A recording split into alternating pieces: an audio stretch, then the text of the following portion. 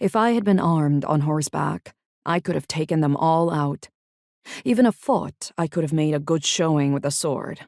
Hand to hand, I think I could have given one of them a fair match, for all they were full-grown men, and I, at 17, had not quite all my woman's growth.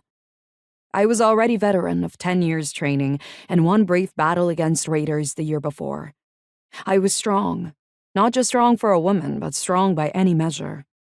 These were but common Jarnish ship raiders, all but untrained in land fighting like most of their kind. They had not spent their childhoods as I had, lifting weights and swinging staves to develop their strength and speed. But here I was alone and unarmed, and there were 6 of them. Worst of all, they had taken me unawares. I was on my way home from one of the little farms that lay in those days inland about 5 miles, well within my father's lands. One of the farmers was ill, and my mother had sent me with a healing potion and a hymn to sing over her bed. I had stayed to teach the woman's son that hymn, which was needful to help keep up his mother's strength.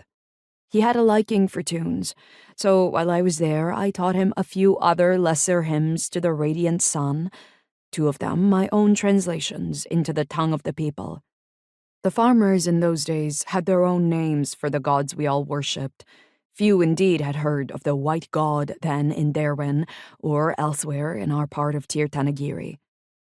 I was walking back, singing across the fields.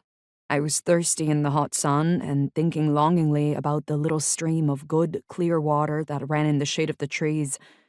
I was looking up at the smoke rising over the wood from the direction of the house.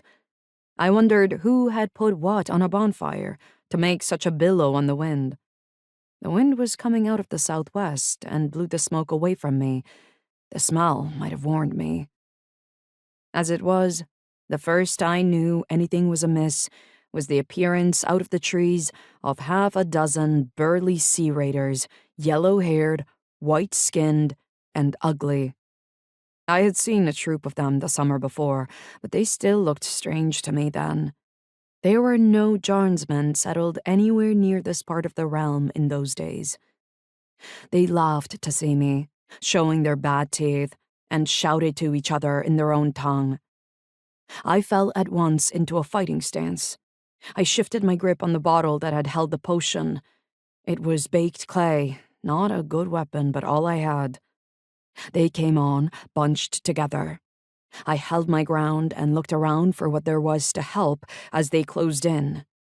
It was a meadow, grassy, covered in buttercups and daisies, a pleasant place where the farmers grazed the cows. There was no earth to throw in their eyes. I could see no stones. The trees were not too far away. If I could make their cover, I should know the ground better than the men and be able to get home. There would be fallen wood I could use for a club.